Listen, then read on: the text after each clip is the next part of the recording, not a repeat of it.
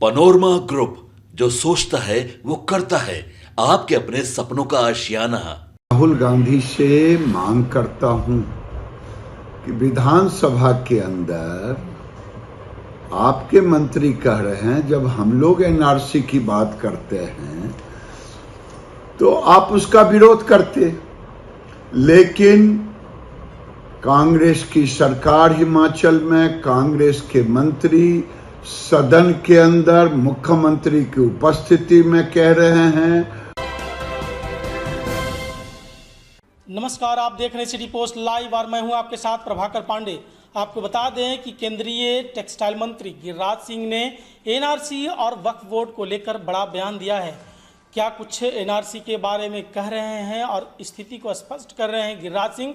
पहले आप इनका बयान सुने। राहुल गांधी से मांग करता हूं कि विधानसभा के अंदर आपके मंत्री कह रहे हैं जब हम लोग एनआरसी की बात करते हैं तो आप उसका विरोध करते, लेकिन कांग्रेस की सरकार हिमाचल में, कांग्रेस के मंत्री सदन के अंदर मुख्यमंत्री की उपस्थिति में कह रहे हैं कि इसकी जांच होनी चाहिए और लोगों को इसका एक सर्टिफिकेट देनी चाहिए, यानी एनआरसी होनी चाहिए, नेशनल रजिस्टर्ड सर्टिफिकेट।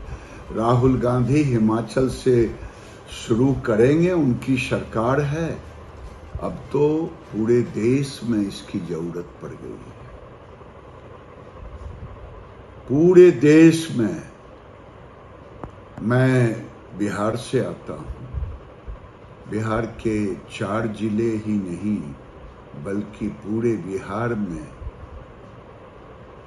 पूरे देश में, दिल्ली के अंदर एनआरसी की जरूरत है। अगर एनआरसी नहीं लगा, कानून नहीं बना तो भारतवंशी ही यहां खत्म हो जाएगा। इसका भी जवाब फिर केवल दे रहा हूं। वक्फ बोर्ड जो है, ये एक तरह से कांग्रेस की सरकार ने अपने कार्यकाल में जमीन हड़पने का सर्टिफिकेट दे दिया और जिसका सबूत उसी हिमाचल विधानसभा के अंदर मंत्री बता रहे हैं जवाब में।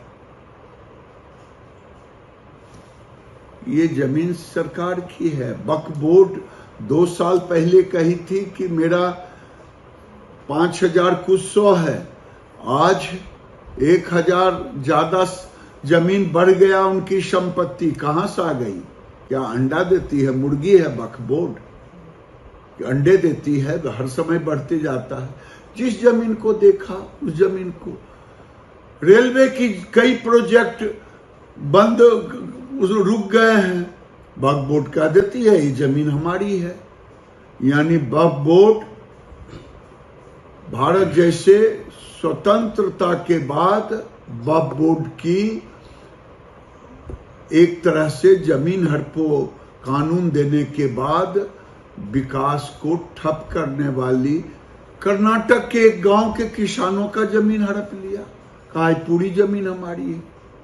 तो ये वक्फ बोर्ड की दादागिरी खत्म होनी चाहिए। एक अंतिम वैसी तो मैं पहले ही कहा हूं, आने वाले दिन में ये हैं तो वकील बैरिस्टर, लेकिन कानून के विरोध ही बात करते हैं और एक तरह से उन्मादी बात करते हैं। भारत दूसरा विभाजन का नेतृत्व जिन्ना के बाद यही करेंगे और ये कभी नहीं कहा कि भारत के लोग जो बट के वहां रह गए थे पाकिस्तान और बांग्लादेश में, इतनी बड़ी घटना हुई, कभी निंदा नहीं किया, कभी प्रोटेस्ट नहीं किया। और ये वक्फ बोर्ड के खिलाफ, अरे यहां तो टुकड़े टुकड़े गैंग बोर्ड के ठेकेदार पड़े हैं। अगर ये बांग्लादेश और पाकिस्तान होता तो ओवैसी की जुबान बंद हो गई होती। बात हो रही है, भाई मैं यही तो कह रहा हूँ कि बांग्लादेश के घुसपैठिए और रोहिंग्या जैसे अवैध घुसपैठ को लेकर के हिमाचल के मंत्री, ग्रामीण विकास मंत्री खुद बोल रहे हैं मुख्यमंत्री के उपस्थिति में। अगर गलत बोल रहे हैं तो वो जवाब दें, नहीं तो राहुल गांधी को चाहिए इसको स्पष्ट करें, एनआरसी की जरूरत है। सिर्फ यही नहीं, शिमला में मस्जिदों को हटाने को लेकर लगातार जिस तरीके से बढ़ रहे उसको लेकर लोग भी सड़क पर आए, विरोध प्रदर्शन किया, लोग भी काफी नाराज हैं इस पूरे विषय को लेकर। शिमला में सरकार ने जवाब दिया, ये मंत्री ने कहा वो सरकार की जमीन पर अवैध तरीके से मस्जिद बना है। लोग उसे कह रहे हैं कि इसको तोड़ो। ये साबित करता है कि देश में 1947 के बंटवारे के बाद 3000 मस्जिदों के बदले 3 लाख से ऊपर मस्जिद बन गए अवैध तरीके से। अवैध तरीके से मस्जिद बने और वो मस्जिद इबादत का स्थान के साथ साथ कुछ मस्जिदें आतंक के भी स्थान बनते जा रहे हैं। गिरिराज सिंह ने कहा कि जिस तरह से घुसपैठिए और बांग्लादेशी रोहिंग्या भारत में प्रवेश कर रहे हैं, एक समय ऐसा आएगा कि सभी जगह यही रहेंगे, भारतवंशी यहाँ से नष्ट हो जाएंगे। इस तरह का बयान देते नजर आ रहे हैं। उन्होंने एनआरसी पर इस स्थिति को स्पष्ट करते हुए कहा कि जिस तरह से हिमाचल प्रदेश में मंत्री मुख्यमंत्री के सामने ही स्थिति को स्पष्ट कर रहे हैं और उन्होंने कहा कि एनआरसी लागू होनी चाहिए। तो या तो मंत्री गलत बोल रहे हैं या फिर इस मुद्दे पर राहुल गांधी को स्थिति स्पष्ट करनी चाहिए और एनआरसी को लागू करनी चाहिए।